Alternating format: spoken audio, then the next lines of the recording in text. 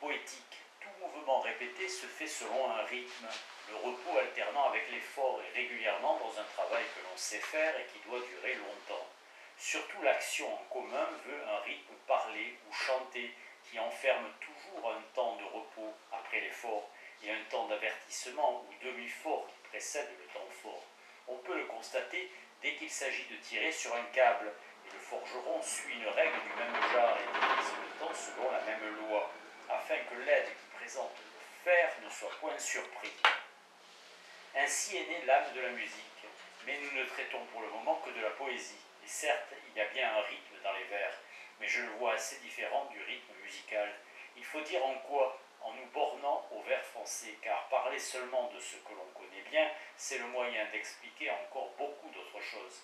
Dans le rythme musical, la division du temps est le principal, et jusque dans l'harmonie, comme nous verrons. C'est pourquoi même les silences y sont exactement mesurés. Dans la poésie, il n'en est pas de même. Les silences y sont pris au gré du récitant, en sorte que ce qui est l'exception dans la musique, j'entends la déclamation et les ornements avec silence, non mesuré ou prolongation des sons, est l'ordinaire dans la poésie.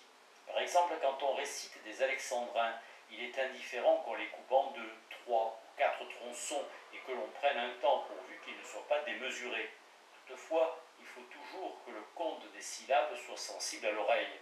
Et l'attente vient ici surtout de ce que l'on saisit très bien, ce qui a été compté et ce qui manque encore. Ainsi, l'attention se fixe sur cette place vide qu'un mot bref et fort vient juste remplir comme par miracle. Contre tant d'ennemis, que vous reste-t-il? Moi. La beauté propre de ce vers célèbre de Médée est en ce que le vers est incomplet et sans remède, croit-on. Autant à dire du qu'il mourut et de tant d'autres traits qu'il se trouve ainsi deux fois juste pour le sens et pour le rythme. Ainsi le corps prête toute sa force selon l'esprit. Mais ces vers sont encore du genre négligé. L'époque contemporaine a fait voir des suites de vers où il semble impossible que ce qui est annoncé dans le sens s'accorde avec le rythme, où tout est trait et miracle. Et j'observe à ce sujet que plus l'expression est alors naturelle, unie et simple, plus elle frappe. Le jeta mort à terre et s'envola terrible. En revanche, il n'y a rien de plus laid que les vers où il est évident que le rythme gêne l'expression, où des mots sont ajoutés ou transposés pour faire le compte attendu, comme un danseur qui se précipite, trébuche et se tortille pour arriver au temps. Tout art poétique devrait avertir ici les rimeurs et les mettre en garde contre ces licences prétendues. Il se tue à rimer, que décrit-il en prose? C'est la remarque du bon sens sous cette réserve qu'il n'est pas vrai que tout ce qui n'est pas vers soit prose, car il y a des suites de mots qui ne sont rien debout, comme nous dirons. Disons donc que l'accord du rythme, entendu comme compté seulement et non mesuré, avec le sens et le miracle des beaux vers, et qu'il ne faut pas non plus que le rythme en souffre, ce qu'oublient souvent les poètes inférieurs et plus souvent les récitants qui veulent plier le rythme au sens.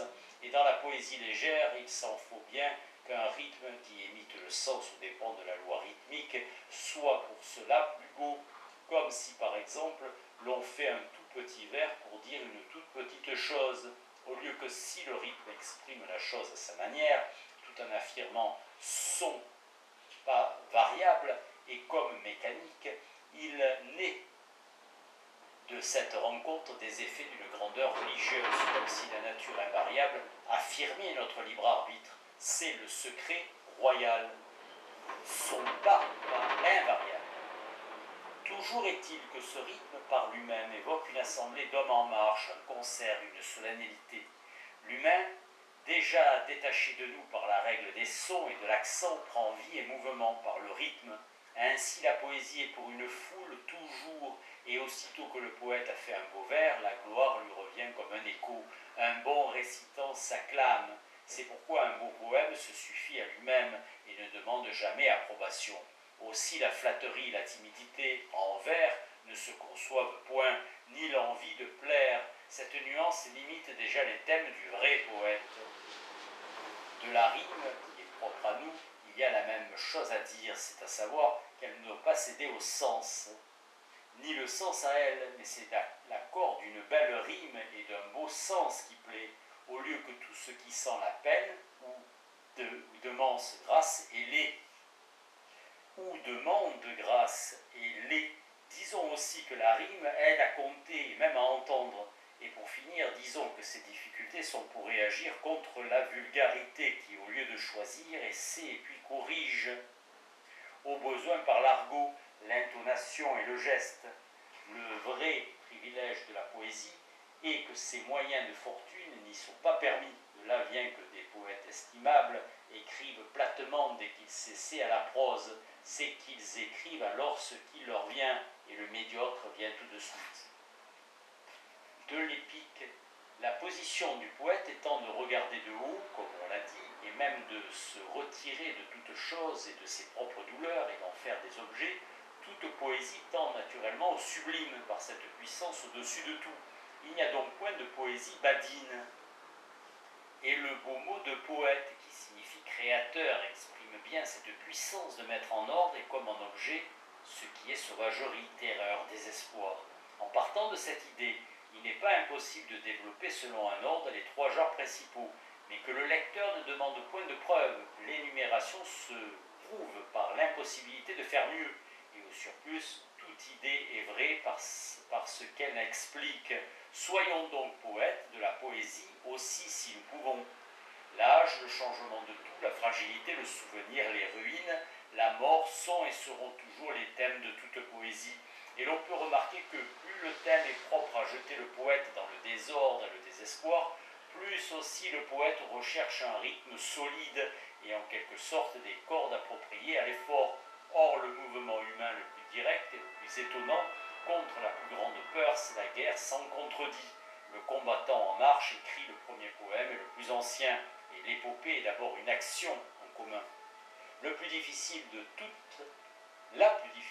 toutes est sans aucune espérance. La plus ancienne poésie s'est réglée sur cet inflexible mouvement, avec cette loi essentielle de ne faire sentir la peur, l'amour, la pitié que pour les dominer aussitôt. Ainsi le rythme épique n'attend pas. C'est pourquoi l'épopée n'admet que des repos rares et va d'un pas toujours égal. De là vient aussi que l'épopée d'imitation qui cherche à plaire tombe si bas. Il y faut une simplicité intrépide. Au reste, aucun poète ne parle de lui-même autant que l'on croit, ni autant qu'il le croit. On a l'occasion de remarquer, en ces temps-ci, que les descriptions qui veulent effrayer manquent souvent leur but. Et quand le but serait atteint, il serait manqué encore, car la peur et la colère sont des choses en nous, non des objets pensés. Le secret des arts, et surtout des plus émouvants, nous apparaît ici, car la pitié réelle ne console pas, et la colère réelle encore moins. Mais la puissance du rythme, par ce mouvement qui n'attend pas, par cette fuite des choses et par cet oubli qui est la loi de ce majestueux voyage, le récitant, l'auditeur et d'abord le poète sont délivrés de ces sentiments trop forts auxquels ils disent adieu sans cesse. C'est pourquoi l'auditeur se sent l'égal du héros et disposé à tout braver. Aussi voyons-nous qu'il n'y a rien qui déclame dans l'épopée. Disons que c'est la poésie même qui s'y oppose, surtout par cette loi inexorable du temps, mais encore raccourcie et qui règle nos pensées sur l'objet seulement.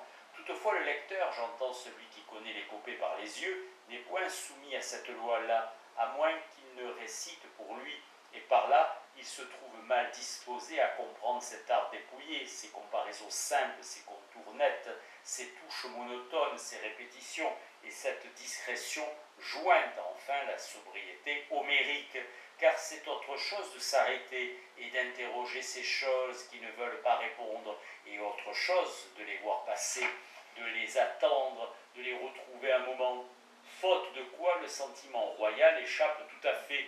On voit ici que le pouvoir de la poésie, dès qu'on s'y livre, est doté le temps de la réflexion et du retour sur soi. Le désespoir est un arrêt, un refus d'aller vers avec le temps, et c'est le déroulement de choses nouvelles qui nous console toujours. Mais la poésie nous l'ordonne et annonce la paix de chaque chose à chaque instant par sa loi d'allégresse. De l'élégiaque, il y a une manière de supporter le malheur qui est de marcher au devant, et tel est le mouvement épique. Et on l'a vu, même hors de la guerre, des aventuriers changeaient ainsi l'assassinat en épopée. Je ne crois pas qu'il y ait de consolation au mal que l'on a fait dès que le courage ne relève plus l'action. Aucune poésie ne pourrait donc porter le remords, mais pour les maux extérieurs et pour les crises de passion, on peut donner au souvenir une forme supportable de façon à l'éloigner de soi assez.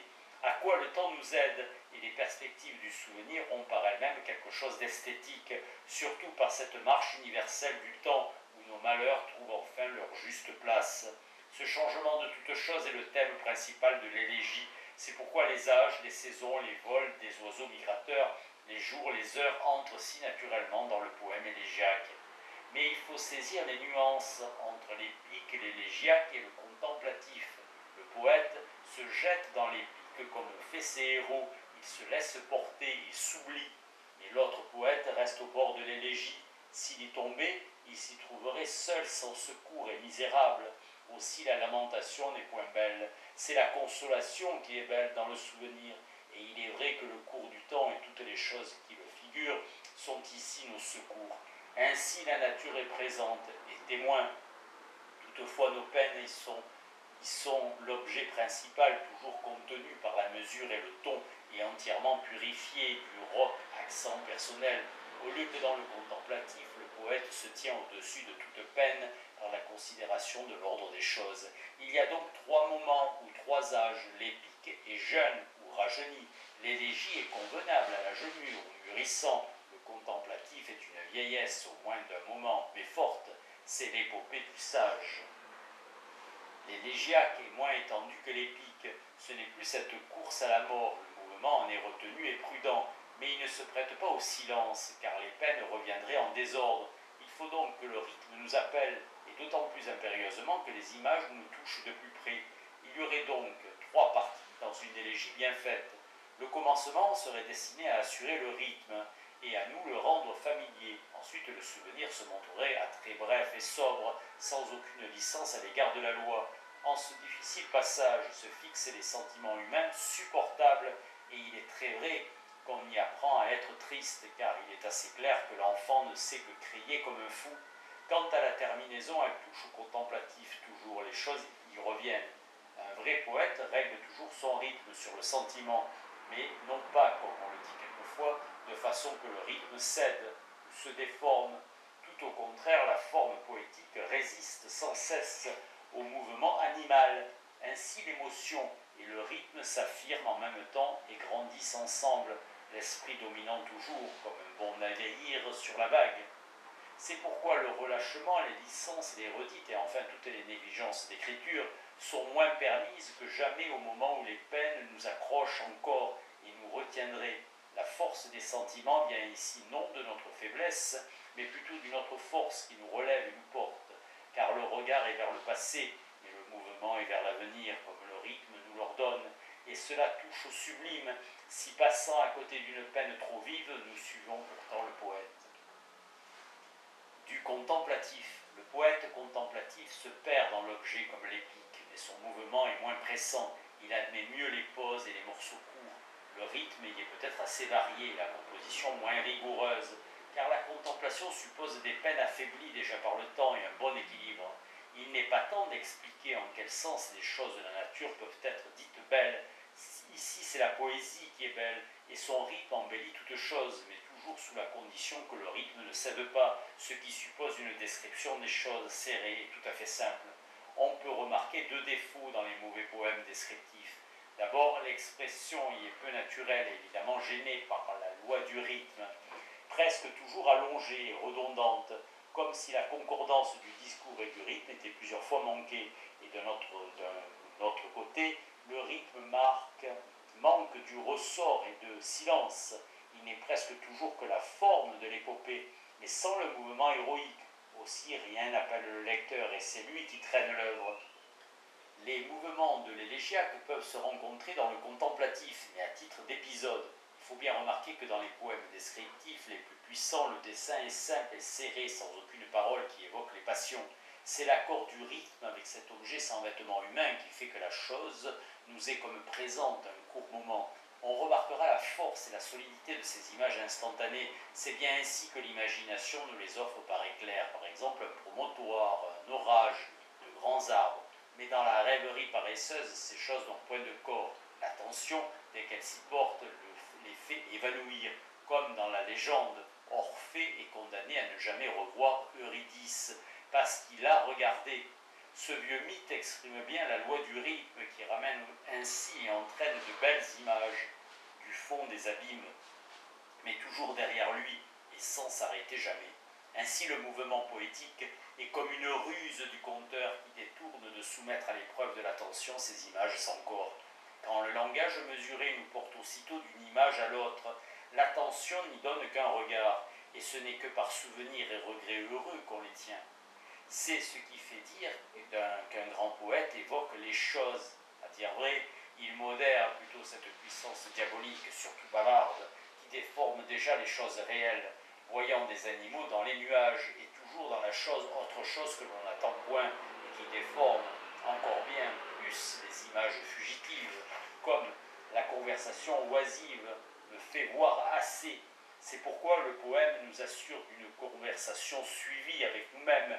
Il faut bien considérer ici ce qui a été expliqué déjà, c'est que l'imagination est naturellement très pauvre et absolument déréglée, les mots suivant les mots et les images trébuchant, en sorte qu'on peut dire qu'il faut apprendre à rêver.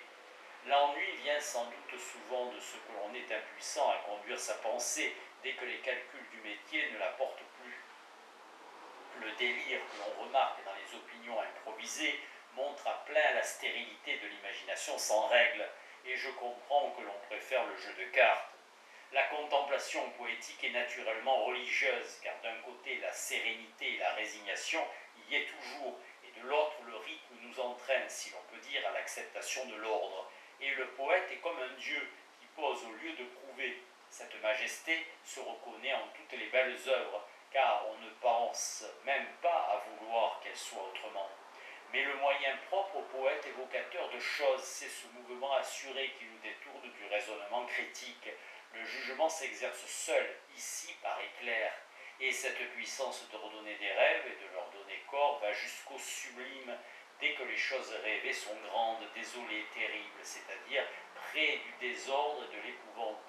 Car la victoire est belle, on dit bien que le contemplateur est inspiré, mais en revanche, rien n'est plus contraire à ce genre de poésie que le Dieu qui descend des nuages. Cela convient seulement à l'épique, où la nécessité extérieure domine tout, et jusqu'à nos pensées. Le mouvement contemplatif est tout contraire et près du vrai. C'est pourquoi les premières vues de physique furent en vers, et le Dieu réfugié dans le physicien comme il convenait.